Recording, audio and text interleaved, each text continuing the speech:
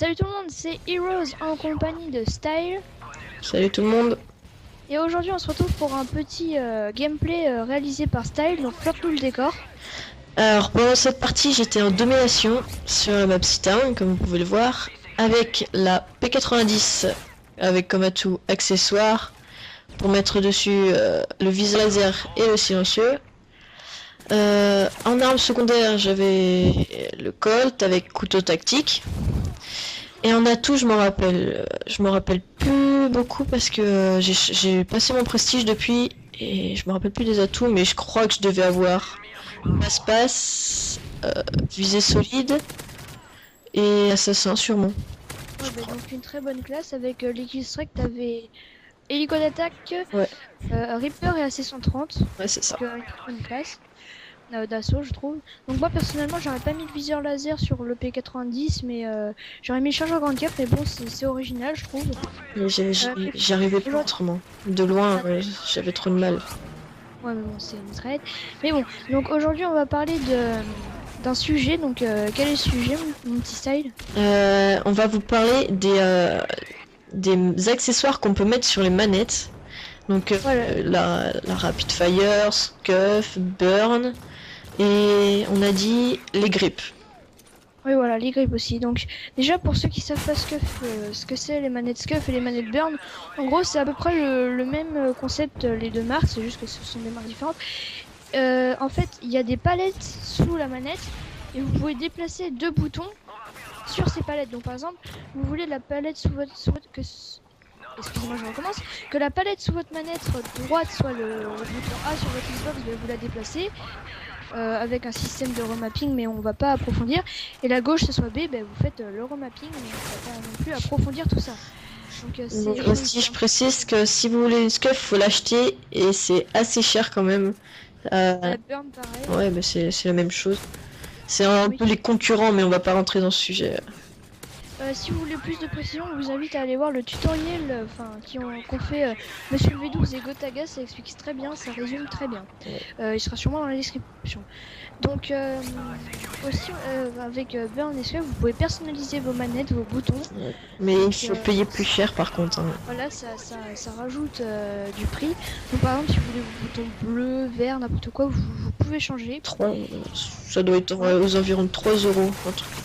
Ouais, ça rajoute ça. Et puis après, ça vous fait une manette assez chère. Mais bon, pour la compétition, pour bien maîtriser le drop shot ou le jump shot, c'est vraiment pratique.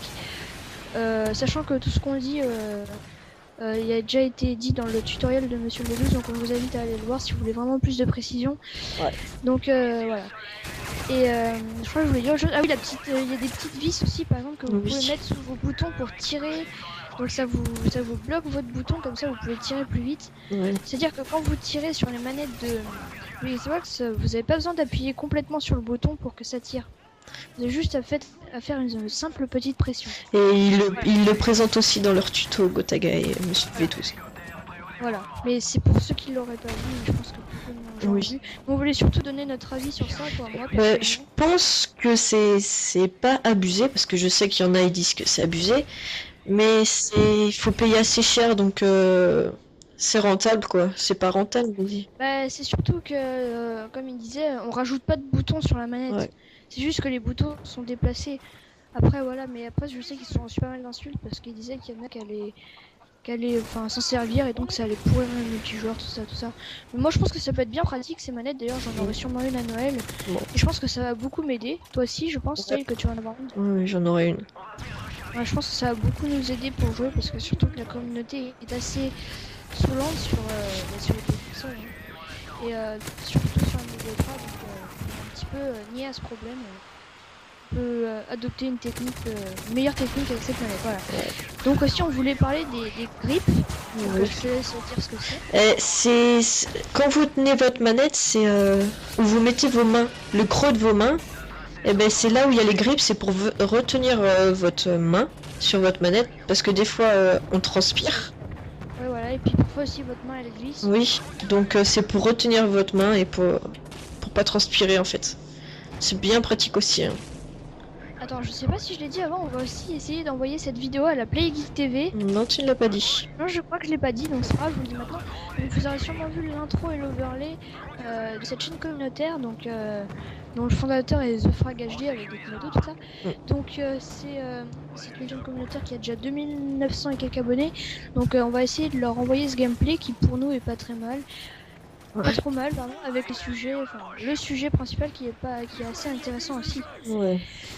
Voilà. Et aussi, je voulais dire que sur ces manettes, par exemple, si vous préférez les sticks en dôme de PS3, vous pouvez le personnaliser et le mettre sur une manette de Xbox.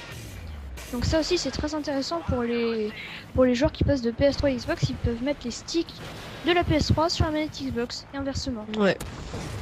Voilà. Donc je pense qu'on a à peu près tout dit. Il y a sûrement d'autres accessoires. Il y a aussi, moi, oui, les manettes sans fil. Pourquoi? Pour moi, c'est mieux que les manettes avec un chargeur. Ouais. Parce que si tu vois, en fait, il n'y a pas de chargeur derrière la manette. Oui. Donc ça te gêne, moins. Oui. Donc ça, enfin, c'est pas, on va pas vraiment dire que c'est un accessoire, mais c'est vraiment pratique. C'est pour le confort. Voilà. Oui, donc maintenant on va vous parler de des Rapid Fire. Ah oui, des Rapid Fire. Alors les Rapid Fire, c'est d'autres boutons que vous rajoutez sur votre manette originale et ça vous permet de tirer en automatique alors que c'est du coup par coup normalement. Par exemple, la MK14, ça tue super vite, même en coup par coup.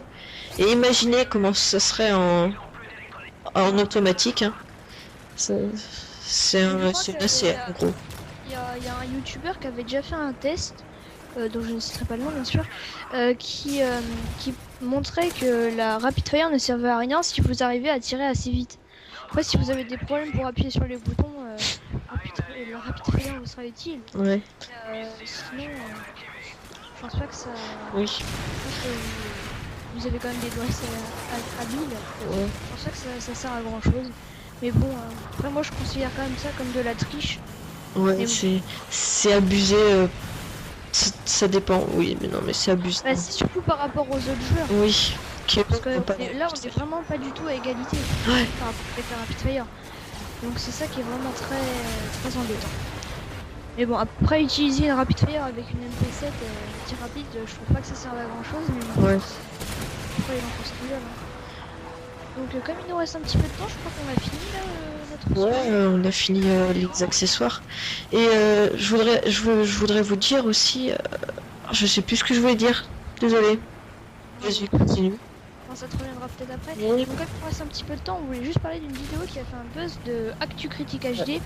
Donc qui a critiqué le salaire des youtubeurs, enfin qui gagnait trop quoi. En partie Monsieur le V12, mais on va pas trop rentrer dans le vif du sujet. Il y a beaucoup de youtubeurs qui ont parlé de leur coup de gueule à propos de cette vidéo. Et sachez que tous les chiffres qui disent par exemple que les youtubeurs gagnent 1,50€ tous les 1000 vues sont faux. Parce que tout simplement il peut pas les savoir auprès des partenariats des youtubeurs car ces chiffres ne se disent pas. Et même avec le site Social Blade, il ne peut pas savoir. Donc tout ce qu'il vous raconte dans cette vidéo c'est du pipeau. Et je trouve qu'il est vraiment irrespectueux quand il parle. Il dit que les abonnés de par exemple je sais pas Diablo X9 ou Monsieur V12 sont des pigeons, tout ça. Donc la vidéo aussi sera dans la description. Je vous invite entre guillemets à aller la voir et puis donnez-nous votre avis dans les commentaires si ça. Ah oui, c'est ça que je voulais dire.